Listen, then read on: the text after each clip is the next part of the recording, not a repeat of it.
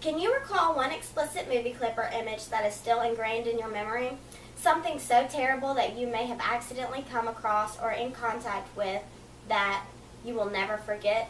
These images or memories unveil the innocence of children at such a young age as they are exposed to this material. That is because, as a result of this material, these images are unable to be forgotten what our eyes have seen and are forever ingrained in our memory. Children are losing their innocence at a young age because of the horrifying and explicit material they are being exposed to from media of all types. That is because media is now everywhere and so easily accessible. In the article, Main Findings, Teen Technology and Human Potential in 2020 explains nearly 20 million of the 200 million Twitter users follow 60 or more Twitter accounts and nearly 2 million follow 500 accounts. There are more than 800 people now signed up for the social network Facebook. They spend 7 billion minutes using Facebook each month, and they install more than 20 million apps every day. Facebook users have uploaded more than 100 billion photos by mid-2011. YouTube users upload 60 hours of video per minute, and they triggered more than 1 trillion plays in 2011, roughly 140 videos per person on Earth. Today, I would like to identify the problems associated with children losing their innocence due to media and present a course of action that will minimize its negative impact. This is a picture of a dad who obviously is not aware that he's answering his own question. His child is playing violent games with Cop Killer, book right here, and he's wondering, why do kids learn to be so violent?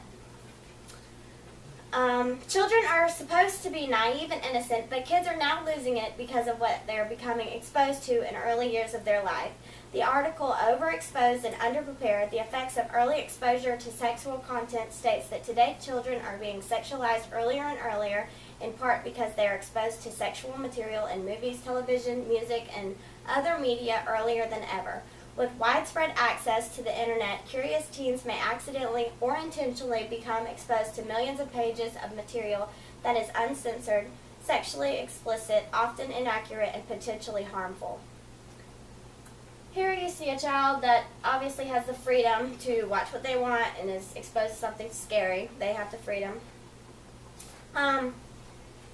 This is a very scary issue, currently evolving as all forms of media become so much easier to access.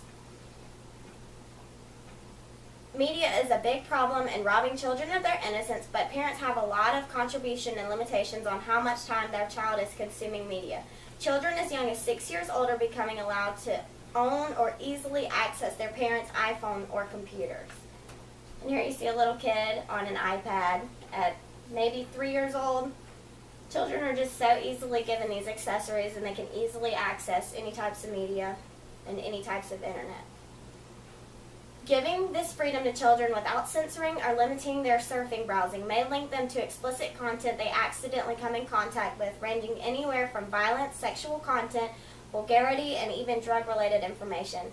Media has so many negative effects, for example, cyberbullying and stalking, that young children cannot understand and therefore could end in dangerous situations.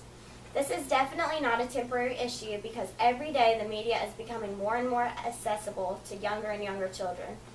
One way to decrease the severity of this issue is for parents to start limiting time children are allowed to the internet. By doing this, it gives a less risk that the children will be exposed to explicit content. The article Get Informed states that it's up to parents to set a good example of what healthy computer usage looks like. The issue is tremendously impacting the children today and even the current teens from not having sheltered and exposed life. The article, 6 Students Suspended for Inappropriate Conduct at High School, talks about a 14-year-old girl that was committing sexual acts in the boys' bathroom, sometimes for $5 and other times for free, with multiple students per day. It also states counselors hope children can learn to recognize that type of behavior is not acceptable or okay, which is exactly why children should not learn about the ideas and contents like this, because they do not know any better and believe it is okay. Children have evolved over the years to what interests them, and since media is everywhere and so easily accessible, it is exactly what they are spending their extra time doing.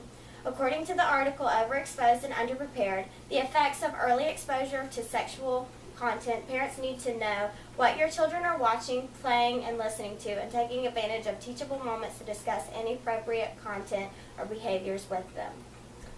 Here you see parents watching movie or TV with their children. According to the article Overexposed and Underprepared, the effects of early exposure to sexual content, parents need to know what your children are watching, playing, and listening to, and taking advantage of teachable moments to discuss any appropriate content or behaviors with them. There are several steps or procedures that parents can do to help decrease the risk of their own child being exposed to this explicit and scarring content that they are getting their hands on from all angles of media. Parents can watch television as a family more, limit their child's freedom to surf the browser without supervision, or even put limits on the computer to what the children can and cannot access. America as a whole needs to become more aware of what children are learning and being exposed to so we can prevent them from participating and learning mature content before they're emotionally and maturely ready for it. So don't let the media spoon-feed your children mature content before they're ready.